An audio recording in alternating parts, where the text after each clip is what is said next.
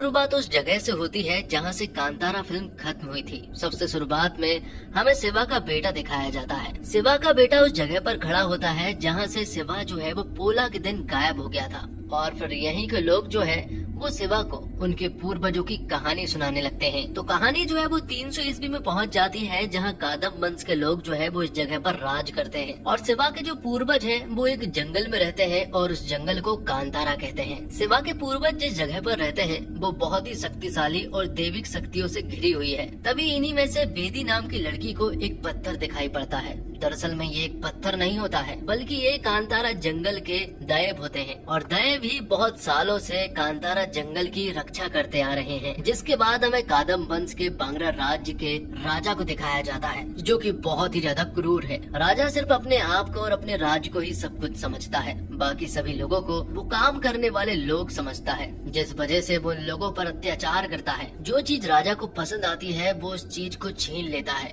तभी राजा को कांतारा जंगल के बारे में मालूम चलता है। राजा को कांतारा की दैविक शक्ति के बारे में थोड़ा बहुत ही नॉलेज है, लेकिन राजा को ये नहीं मालूम है कि उस जंगल में कुछ ऐसी चीजें हैं जिनसे कि पूरी दुनिया में व्यापार किया जा सकता है। तो वहाँ के बहुत सारे लोगों को मारता है और लोगों को बांग्रा राज में काम पर रख लेता है। कि तभी राजा जो है वो भैरवा नाम के एक आदमी को देखता है जो कि मछली पकड़ रहा था। ये भी दरअसल में कांतारा में ही रहने वाला आदमी है। ये बात जब राजा को मालूम चली तो वो भैरवा को मारने ही वाला था कि तभी उसकी जेब से कुछ ऐसी चीजें निकलती है जो देखकर राजा हैरान रह चुका था। वो तुरंत भैरवा को छोड़ता है और उससे पूछता है कि आखिरकार ये सारी चीजें तुम्हें कहाँ मिली, क्योंकि ये सारी चीजें जो है वो कहीं भी नहीं पाई जाती है। दरअसल में ये सारी चीजें ऐसे अनाज हैं, ऐसे सामग्रियां हैं जो कि कहीं भी नहीं पाई जाती है। तब राजा ने सोचा कि अगर ये सारे अनाज अगर मेरे पास होंगे तो मैं बहुत सारे लोगों से व्यापार कर पाऊंगा। उसने तुरंत फैसला लिया कि वो कांतारा जाएगा और इन सारी चीजों को लेकर आएगा। राजा बहुत शक्तिशाली था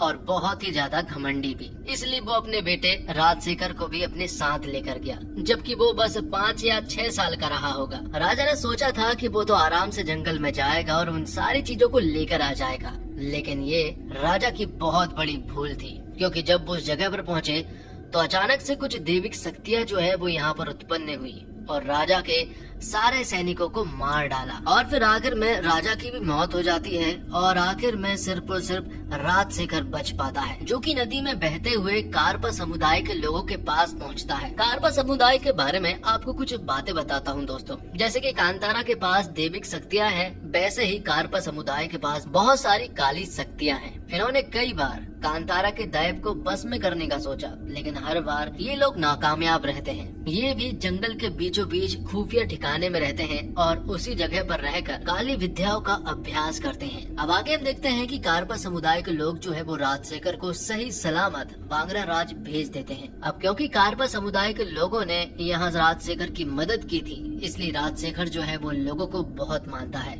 और अब राजशेखर भी अपने पिता की तरह ही इस राज्य पर शासन करने लगता है। और अब कुछ सालों के बाद राजशेखर का एक बेटा और एक बेटी होती है। बेटा तो सही सलामत था, लेकिन बेटी की हालत काफी ज्यादा बिगड़ी हुई थी। वो अधमरी हालत में थी और तो और उसके हाथ पैर भी ठीक से काम नहीं कर रहे थे।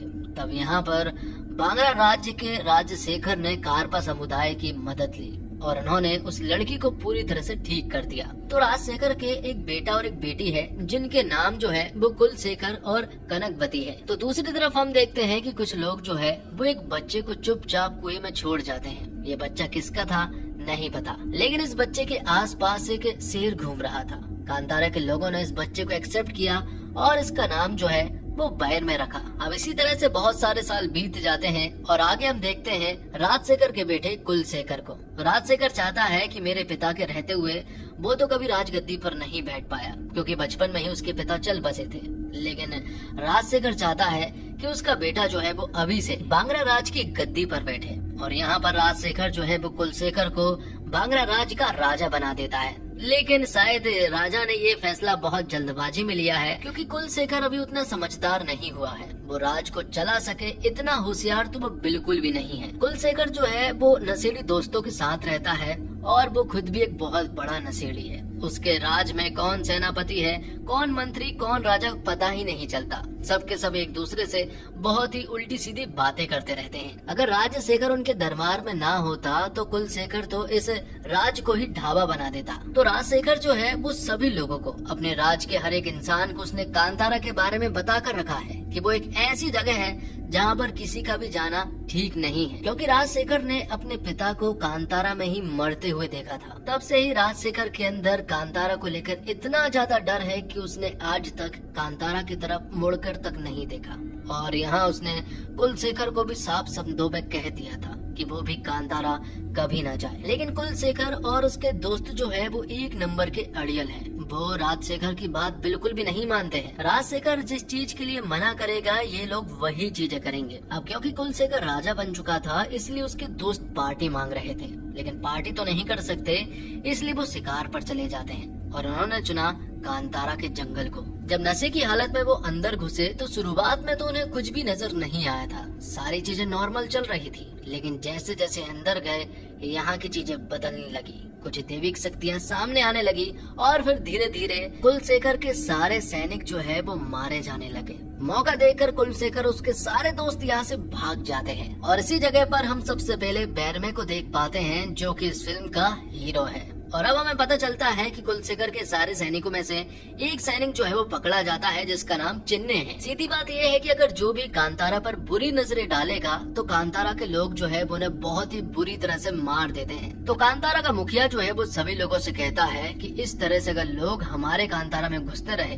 तो हम पर भी एक न एक दिन संकट आ सकता है। इसलिए वो कांतारा के लोगों को कांतारा की बॉर्डर पर पहरा देने के लिए कहता है, क्योंकि कभी भी कुछ भी हो सकता है। लेकिन बैरमे अपने मुखिया की बातों से सहमत नहीं था। हालांकि उसने ये बात डायरेक्ट उनके मुंह पर नहीं कही थी, बल्कि उसने अपने दोस्तों से कहा कि अगर ये लोग कांतारा में घुस सकते हैं तो क्या हम भी वहाँ जा सकते हैं। देखना तो पड़ेगा कि आखिरकार वहाँ पर है क्या। वो लोग चिन्ने से बात करते हैं और कहते हैं कि अगर तू हमें वहाँ सही सलामत लेकर जाता है तो हम तुझे बख्श देंगे। तो अब ये सभी लोग चिन्ने की मदद से बांग्रा राज में पहुँच जाते हैं। वहाँ बहुत बड़ा गेट था और उसे पार करने के लिए इन्हें बांग्रा राज के ही किसी सैनिक की जरूरत पड़ती, लेकिन इनके साथ चिन्ने मौजूद था इसलिए इन्हें दरवाजे को क्रॉस करने में प्रॉब्लम नहीं हुई। तो बैरमे के साथ लगभग 7 से 8 लोग साथ थे। ये लोग जब बैरमे राज पहुँचे तो ये सारी चीजें देखकर हैरान थे, क्योंकि यहाँ पर बहुत बड़े बड़े महल थे और बैरमे ने यहीं पर सबसे पहले कनकवती को देखा था। यहीं पर मूर्तियों को तराशने का भी काम चल रहा था कि तभी अचानक से यहाँ पर बहुत सारी मधुमक्खी जो है वो उड़ जाती है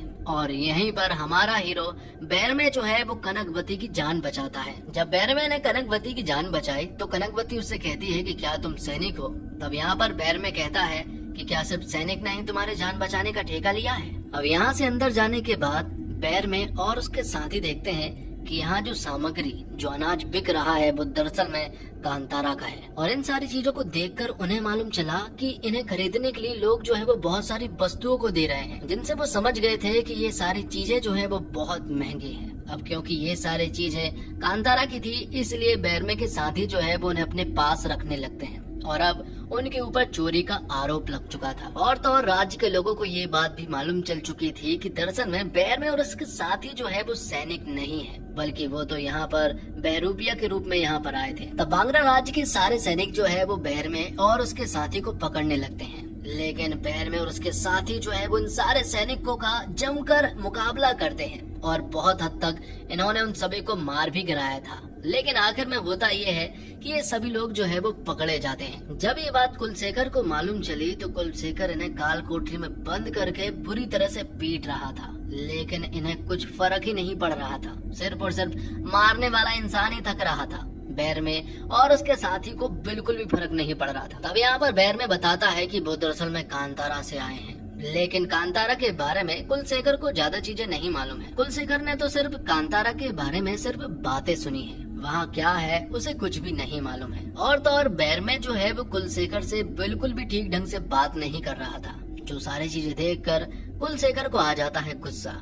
और अब वो बैरमे को जब मारने ही वाला था कि तभी राजशेखर उसे रोक लेता है। वो कहता है कि ये लोग कांतारा से हैं और अगर ऐसी बात है तो इन्हें मारना ठीक नहीं होगा। तब राजा ऑर्डर देता है कि इन सभी लोगों को कुछ दिन तक काल कोठरी में रखो और अरबियों को इन्हें 100 सिक्कों में बेच दो। तभी राजा के अंगरक्षक का बेटा पिप्पे जो है वो काल कोठरी में जाता है और इन लोगों को वो बहुत ही बुरी तरह से पीटने वाला था। वो इनसे कह रहा था कि आज तुम्हारा आखिरी दिन है, इसके बाद तुम कोई भी सूरज नहीं देख पाओगे। उसने अपने सैनिकों से भी कह दिया था कि कुछ भी हो जाए लेकिन काल कोठरी के अंदर मत आना। लेकिन जब पिप्पे को मालूम चला कि ये लोग दरअसल में कांतारा से हैं, तो जितने जल्दबाजी में पिप्पे अंदर गया था उतने ही जल्दबाजी में वो बाहर आया। और फिर हम देखते हैं कि पिप्पे जो है वो कुछ नशा कर रहा था और उसके साथी भी। तो यहाँ पर भैरमे जो है वो उन्हें कुछ नशे की पत्तियां देता है और ये पत्तियां बहुत ही ज्यादा स्ट्रॉन्ग थी। उन्हें लेने के बाद पिप्पे और उसके साथी जो है वो पूरी तरह से नशे में हो जाते हैं और वो भैरमे से कहते हैं कि अगर ये पत्तियां मिल जाए तो इनका बहुत ही अच्छा व्यापार हो सकता है। जिस जगह पर भैरमे खड़ा हुआ था उस जगह से बांगरा का पूरा बंदरगाह दिख रहा था। वो समझ जाता है कि जो चीज कांतारा में है अगर उसे बांगरा के बंदरगाह में बेचा जाए तो उनके पास सारी चीजें होंगी जो कि उन्हें चाहिए है। तो भैरमे और उसके साथी जब तुरंत ही कांतारा जाते हैं तो वो अपने लोगों से कहता है जो चीज हमारे कांतारा में है उस चीज का बांगरा राज में व्यापार होता है और अब से हम खेती करेंगे और उस सारे अनाज को बांगरा राज में बेचेंगे ताकि हमारे पास वो सारी चीजें हो जो हमें चाहिए। तब भैरमे और उसके लोग जो है वो खेती करना स्टार्ट करते हैं। तो अब ये बहुत सारे अनाज को उगाते हैं और इन्हें बांगरा राज्य ले जाते हैं, जहाँ चिन्ने की मदद से बांगरा के बंदरगाह में इन अनाजों को बेचते हैं। जहाँ उन्हें इनके जब दाम पता चलते हैं तो ये हैरान थे क्योंकि इन्हें इन अनाजों और सामग्रियों की कीमत नहीं पता थी। अब जब इन्हें पता चलती है तो ये बहुत सारे अनाज को इसी तरह से बांगरा के बंदरगाह में बेचने लगते हैं। लेकिन एक दिन इसकी खबर जो है वो कनकबती को लग जाती है। तो कनकबती तुरंत ही बांगरा के बंदरगाह पहुंचती है और सभी को ऐसा लग रहा था कि शायद कनकबती इन सारे व्यापार पर रोक लगाएगी, लेकिन ऐसा नहीं हुआ। कनकबती तो यहाँ पर भैरमे और उसके साथियों का साथ देती है और तो और कनकबती की भैरमे से अच्छी खासी दोस्ती भी हो जाती है। कनकबती यहाँ भैरमे को व्यापार की बहुत सारी चीजों को सिखाती है। वो भी बहुत खुश थी क्योंकि भैरमे ने बहुत ही कम दिनों में व्यापार को सीख लिया था। तो कनकबती और भैरमे साथ में तो थे और अब वो दोनों एक दूसरे को पसंद भी करने लगे थे। लेकिन यहाँ भैरमे कनकबती से कहता है कि अगर मैं तुम्हारे नजदीक आया तो तुम्हें भी मेरे साथ चलना होगा, जो मैं बिल्कुल भी नहीं चाहता हूँ। इसलिए भैरमे कनकबती से दूर हो जाता है। अब आगे हम देखते हैं कि कांतारा के लोग जो है वो बांगरा बंदरगाह में व्यापार कर रहे हैं। इसके बारे में कुलशेखर को मालूम चल जाता है। कुलशेखर तुरंत ही अपने सेनापति को भेजते हैं ताकि वो कांतारा के लोगों को यहाँ से भगा सके। लेकिन जब कुलशेखर का सेनापति भैरमे के लोगों को रोकने के लिए गया तो वहाँ पर कुलशेखर के सेनापति और उसके बाकी साथियों को भैरमे बहुत ही बुरी तरह से पीटता है। और जब कुलशेखर के सेनापति और उसके सैनिक अधमरी हालत में कुलशेखर के सामने आए तो उसे बहुत हंसी आई क्योंकि कांतारा के लोग जो है वो बहुत ही ज्यादा नाक में दम कर रहे हैं। तो वही कनकबती ने भी यहाँ कुलशेखर से कह दिया था कि कांतारा के लोगों से उलझने की कोई जरूरत नहीं है क्योंकि तुम उनका कुछ भी नहीं उखाड़ सकते हो। ये सुनने के बाद कुलशेखर को गुस्सा आ जाता है। दूसरी तरफ भैरमे और उसके लोग जो है वो अनाज की तलाश में कांतारा के घने जंगल में पहुंच जाते हैं। मतलब कि कांतारा के जंगल से बहुत दूर चले जाते हैं और वहां जाने पर इनके ऊपर कारपा समुदाय के लोग जो है वो अटैक कर देते हैं। कारपा समुदाय के लोगों ने भैरमे और उसके साथियों को बहुत ही बुरी तरह से पीटा था और आखिर में जब कारपा समुदाय के लोग भैरमे और उसके साथियों को मारने ही वाले थे कि तभी यहाँ पर एंट्री होती है बाघ देवता की। तो यहाँ पर बाघ देवता जो है वो कारपा समुदाय के सेनापति को बहुत ही बुरी तरह से मारता है और उसे अपने साथ ले जाता है और भैरमे और उसके साथी जो है वो सही सलामत कांतारा आ जाते हैं। दूसरी तरफ हम देखते हैं कि भैरमे और उसके साथियों ने बांगरा बंदरगाह पर कब्जा कर लिया था। जो बात जब कुलशेखर को मालूम चली तो वो अपने पिता से कहता है कि वो कांतारा पर अटैक करने के लिए जा रहा है। लेकिन राजशेखर यहाँ पर कुलशेखर को बहुत चिल्लाता है क्योंकि उसे बहुत अच्छे से मालूम है कि कांतारा पर नजरें डालना अच्छी बात नहीं है। वो कुलशेखर को बहुत समझाता है लेकिन कुलशेखर मानने वालों में से नहीं है। कुलशेखर तो एक नंबर का अड़ियल है। उसे ऐसा लगता है कि उसके पिता ने उसे राजा तो बना दिया है लेकिन प्रजा, सैनिक और राजतंत्र उसे अभी तक नहीं दिया है। इसलिए वो अपने पिता को कुछ ऐसी जड़ी बूटी खिलाता है जिससे कि उसके पिता जो है वो 2 दिन तक बेहोश रहने वाले हैं। और फिर कुलशेखर ज्यादा देर ना करते हुए अपने सारे सेनापति और सैनिकों के साथ कांतारा पहुंच जाता है। वहां पहुंचने के बाद वो पूरे कांतारा में आग लगा देता है। तो अब कांतारा पूरी आगों की लपटों में था और यहाँ बैरमे और उसके साथी भी इस वक्त यहाँ मौजूद नहीं थे, क्योंकि वो जंगल के अंदर गए थे, जिस वजह से कुलशेखर जो है वो इस सारी जगह को पूरी तरह से तबाह कर देता है। कांतारा के बहुत सारे लोग तो मारे गए थे और बहुत सारे लोग जो है वो प्रार्थना कर रहे थे कि अपने दैव जो है वो जल्द से जल्द आए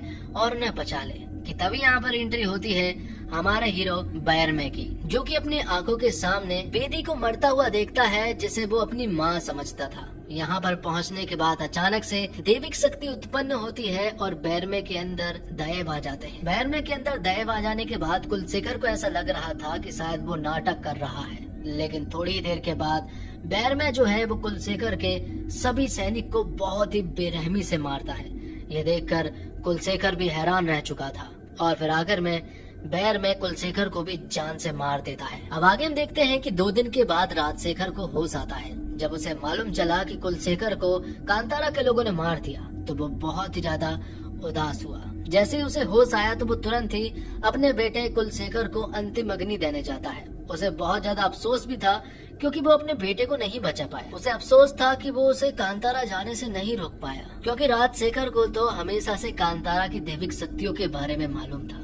वो बहुत अच्छे से जानता है कि वहाँ के लोगों के अंदर कितनी शक्तियाँ हैं। और अब बांग्रा राज में एक के बाद एक प्रॉब्लम आती जा रही थी, क्योंकि हाल ही में बांग्रा राज की शिवलिंग जो है वो खंडित हो चुकी थी, जो कि एक अशांति और संकट का प्रतीक है। अगर ऐसा ही रहा और नए देवता की यहाँ पर स्थापना नहीं की गई तो उनके राज का तो विनाश एकदम तय है। दूसरी तरफ कांतारा के लोगों ने ठान कर बैठे हैं कि अगर बांग्रा राज का कोई भी इंसान अगर कांतारा की सीमा पर भी आता है तो वो उसे जान से मार देंगे।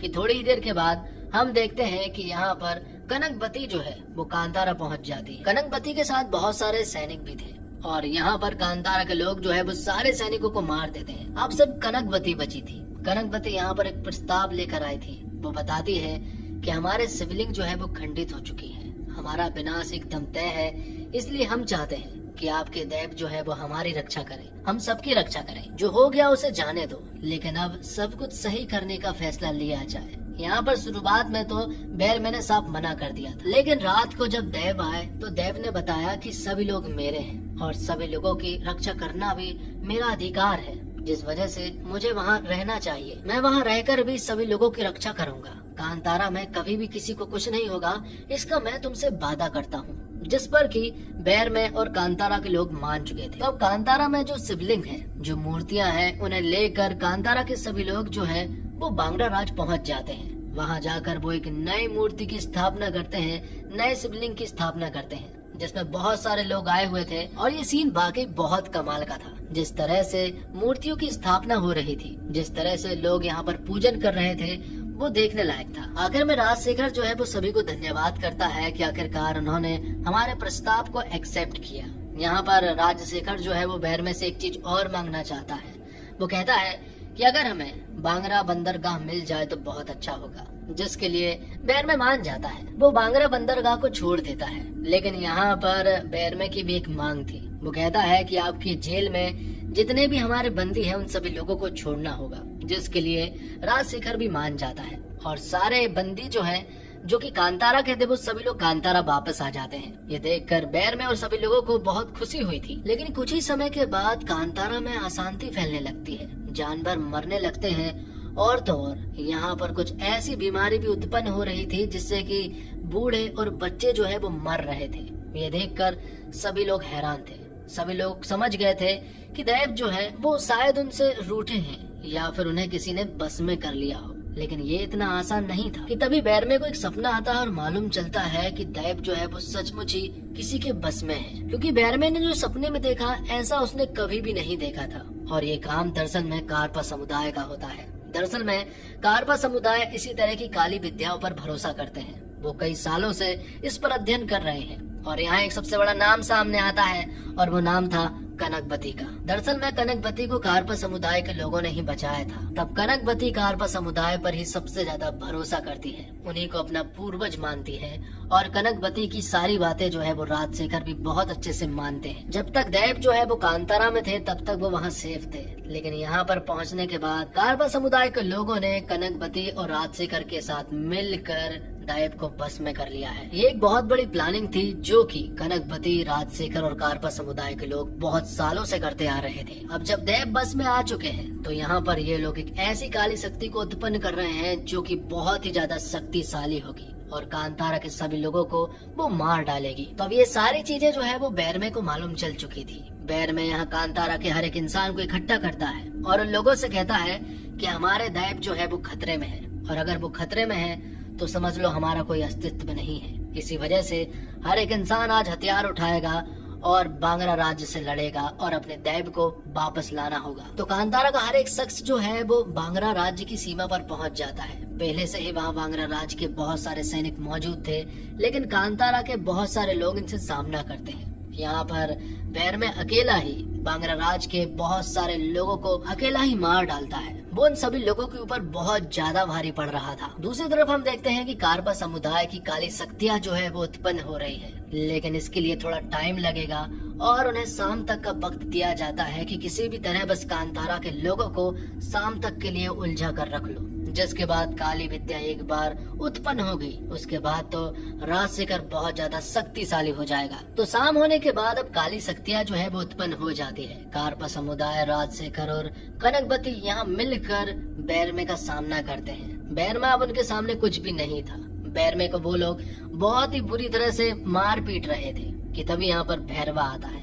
भैरवा यहाँ पर बैरमे से कहता है कि शायद तुम्हें पता नहीं है कि तुम कौन हो, तुम्हें उसी जगह पर जाना होगा जहाँ तुम हमें मिले थे। तुम कहाँ से आए थे हमें नहीं मालूम है, लेकिन अब क्या करने वाले हो ये बहुत ही अच्छे से मालूम है। जिसके बाद बैरमे जो है वो उस कुएं के अंदर जाता है। वहाँ जाकर उसे कुछ रास्तों के बारे में मालूम चलता है, जिससे कि वो उस जगह पर पहुँच जाता है जहाँ पर कि शिवलिंग और त्रिशूल दोनों ही मौजूद थे। इन्हीं की रक्षा करने के लिए यहीं पर एक दूत भी बैठा हुआ था, लेकिन शुरुआत में वो बैरमे को मारने की कोशिश कर रहा था, लेकिन आखिर में जब उसने बैरमे के हाथ में त्रिशूल देखा तो उसने उन्हें प्रणाम किया और चुपचाप यहाँ से चला गया, क्योंकि बैरमे जो है वो साक्षात महादेव बन चुका था। तो अब बैरमे के अंदर सारे दैव की पावर भी मौजूद थी। वो तुरंत ही उस जगह पर जाता है जहाँ जाने के लिए एक ऐसी शक्ति प्रकट होती है जो देखकर सभी लोग हैरान थे। और तो और यहाँ बैरमे के साथ वही शेर भी जाता है जो कि हमेशा से उसके साथ था, हमेशा से वो उसकी रक्षा कर रहा था। तो दैव जो है वो अब कनकवती का सामना करते हैं, लेकिन कनकवती यहाँ उनके सामने खड़े हो जाती है, जिससे कि दैव कुछ नहीं कर पाते हैं। दैव कहते हैं कि वो औरत और बच्चों पर हाथ नहीं उठाते हैं, लेकिन तुम्हारा सामना मेरी बहन करेगी जिसका नाम चामुंडी है। थोड़ी देर के बाद ही चामुंडी की देविक शक्तियाँ जो है वो बैरमे के अंदर आ जाती हैं और वो यहाँ पर कनकवती का 1 सेकंड में ही काम तमाम कर देती है। और फिर आखिर में वो लोग राजशेखर और कारपा समुदाय का भी अंत कर देते हैं। फिल्म के आखिर में दोनों दैव की पूजा होती है जहाँ पर बहुत सारे लोग इकट्ठे हुए थे और इन्हीं में से चामुंडी देवी जो है वो एक कुएं में जाकर अदृश्य हो जाती है, जैसे कि शिवा हुआ था और इस बार बैरमे हुआ है। और फिर आखिर में हमें कांतारा के अगले पार्ट के बारे में बताया जाता है, जिसका नाम होगा कांतारा चैप्टर 1 द लीजेंड। और इसी के साथ ये वीडियो यहीं पर समाप्त हो जाती है। उम्मीद करता हूँ दोस्तों आपको ये वीडियो पसंद आई होगी। वीडियो पसंद आई हो तो वीडियो को लाइक करके चैनल को सब्सक्राइब जरूर कीजिएगा, ताकि आपको इसी तरह के लेटेस्ट और फ्रेश कंटेंट मिलते रहे।